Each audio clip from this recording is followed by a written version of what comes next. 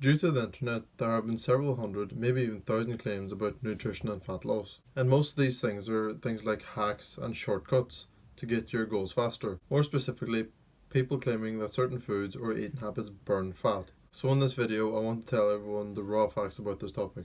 The main thing to remember is that your body wants to keep you alive by holding on to as much fat as possible, because the less you weigh and the less body fat you have, the closer you are to starvation. That doesn't make any sense. Think back to when humans were hunter-gatherers and before food was readily available. Not even the people themselves knew when their next meal was going to be, so they could have went days or even weeks without food, and the body had to keep them alive during those long periods of fasting. So from that example, the people who had more body fat were able to survive longer because their body had a reserved energy source in the form of fat.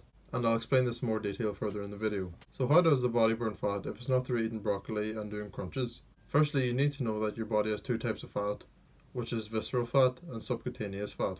Visceral fat is the fat that is stored around the organs and beneath the muscle, and is actually the main reason why you have a protruding belly, and the reason why some people have big pot bellies that actually don't droop down at all. And subcutaneous fat is the fat that is stored all around your body and sits just beneath the skin, and is actually the reason why some people have droopy fat in parts of their body and why some people have big bellies that actually do droop down. So the body actually loses fat by first immobilizing fat stores, then turning the fat stores into fatty acids that get put into the bloodstream and get carried to the tissue that needs energy. This is very similar to the way carbs get used for energy, as carbs get digested and then put into your bloodstream for energy. And the only difference is that carbs don't get stored on your body as a form of energy, whereas fats do. And then those fats can be used as energy later on, whereas the carbs always get used up.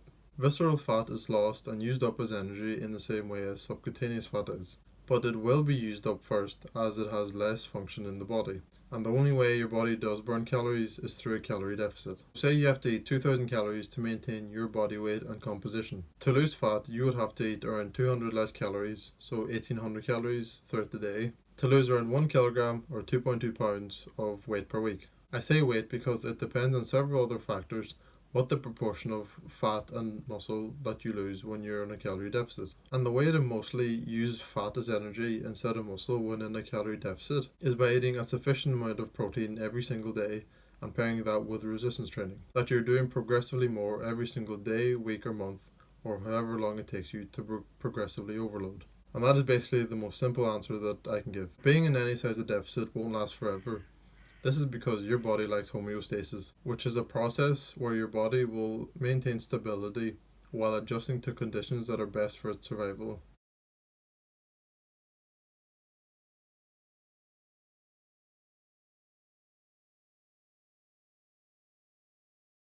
Some examples of homeostasis are blood glucose homeostasis, which is the amount of carbs or glucose that is in your blood; blood oxygen content homeostasis, which is how much oxygen is in your blood; core body temperature homeostasis, which is what your core body temperature is; and body fat percentage homeostasis, which is what your body fat percentage is.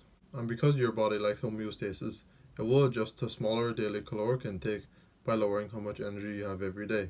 And your body will now give you less energy every day because it wants to preserve its fat stores for survival.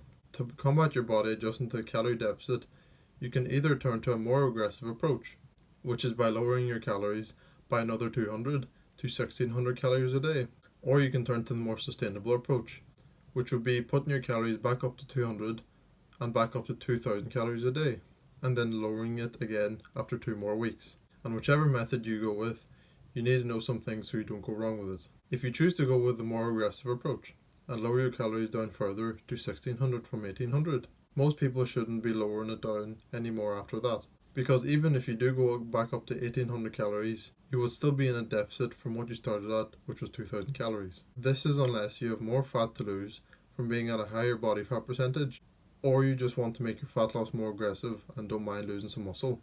If it's either of them two options, you can go ahead and lower your calories down more. But the main downside is that it will be much harder to sustain due to being hungry more often and having much less energy throughout the day. The more aggressive approach will be beneficial to people who have a higher body fat percentage, which is around 25% or more. Be taken with caution for people who have a fair body fat percentage, which is 18 to 25%, and not recommended at all to the people who have a low body fat percentage, which is 18% or less. And remember to keep calculating your daily caloric intake as you lose weight, because your daily caloric intake will keep changing as you lose weight and you will need to adjust to it. If you go with the more sustainable approach of fat loss and increase your calories back up to 2000 after having them 18,000 for 2 weeks, you'll have to lower your calories back down to 2000 after 2 more weeks. Like I mentioned, you should keep calculating your daily caloric intake as you lose weight, because your daily caloric intake will keep getting lower the more you lose weight. And you will get to a point where 2000 calories isn't maintenance anymore, and your maintenance may be around 1900. So that means eating at 2000 calories a day would mean you're actually in a surplus. You can use any calorie calculator that you like, that you look up and find on Google, but you could be more specific with your calculation and use a calculator that takes into account body fat percentage, which will give you a more accurate daily caloric intake. And I will have a normal one and one that takes into account body fat percentage linked below. The larger your calorie deficit is, the more muscle you will end up using as energy. So just cutting your daily intake of calories in half is more likely to do more harm than good, as your body prefers to use its fat stores last as energy. This is partly because fat is the most calorie dense macronutrient, as it has 9 calories per gram of fat, whereas carbs and protein have only 4 calories per gram. And if your body doesn't use its muscle stores as energy, it means that your body will require more energy to keep you alive and also keep all your muscle stores. This is because the only job that your body has is to keep you alive, and it doesn't care how good or bad you look. All it cares is that you survive, and it doesn't care what it takes. So the closest thing to tricking your body into using its fat stores as energy is to eat in a small calorie deficit, because your body won't think you're starving and it won't kick in any of its survival mechanisms to keep you alive. Take for example, imagine a man, we'll call him man 1. He's starving and his body uses all of his fat stores first to keep him alive. And say for example he's 6'6" and 110 kg. He's very muscular, but he also has 20% body fat, and to maintain his weight he needs 3200 calories every day. So say a month goes by and he hasn't ate, and for the sake of argument he lost all of his body fat and now weighs around 88 kg, and he needs 2900 calories to maintain his weight. And for every kilogram of muscle that he has, he needs around 20 extra calories per day to not lose that kilogram of muscle. And say he has 20 kilograms of muscle, that's 400 extra calories per day that his body burns just from him having muscle. And say another man who is the exact same weight and size is in the same scenario, but his body uses his muscle as energy first, and we'll call him man 2. So he too needs 3200 calories to maintain his weight. So after starving, he is 88 kg. But because his body used his muscle tissue as energy first, he would then need 2500 calories per day to maintain his weight, and he still has 20% body fat to use as energy. This is where it may get complicated and where you need to pay attention. You need to know that 1 kilogram of fat has 7700 calories, and 1 kilogram of muscle has 1540 calories. Man 1 would use up his fat stores in around 48 days, as 7700 calories, which is the amount of calories in a kilogram of fat, and multiply it by the amount of kilograms of fat that he has, which will total 169,400, and that is the total amount of calories that he has in his fat stores. And so 169,400 divided by 3,200, which is the man's daily caloric intake, would equal 52.9, but we'll round it up to 53.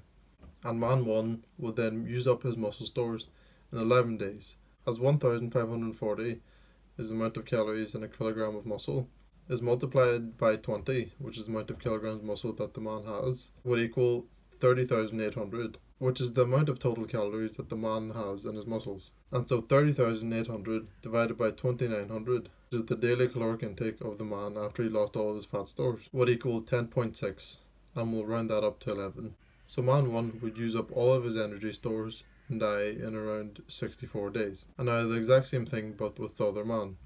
So man 2 would use up his muscle stores in 10 days. So 1540 times 20 is 3800 calories, and the amount of total calories that is in his muscle. And so 30,800 divided by 3,200, which is the man's daily caloric intake, equals 9.6, or round up to 10. He would then use up his fat stores in 68 days. So then there are 7,700 calories in a gram of fat, and multiply that by the amount of kilograms of fat that he has, and that again equals 169,400. And that's the amount of calories that he has in his total fat stores. And so 169,400 divided by 2,500, which is the man's daily caloric intake after all his muscle loss. And remember that 1 kilogram muscle takes around 20 calories to maintain. So because man 2 burned up all of his muscles first, he has an advantage. And so he would use up all of his fat stores in a total of 68 days. So man 2 would use up all of his stored energy and die in 78 days. So tell me, will the man who can survive 64 days and die of starvation last longer than the man who can survive 78 days? Silly question.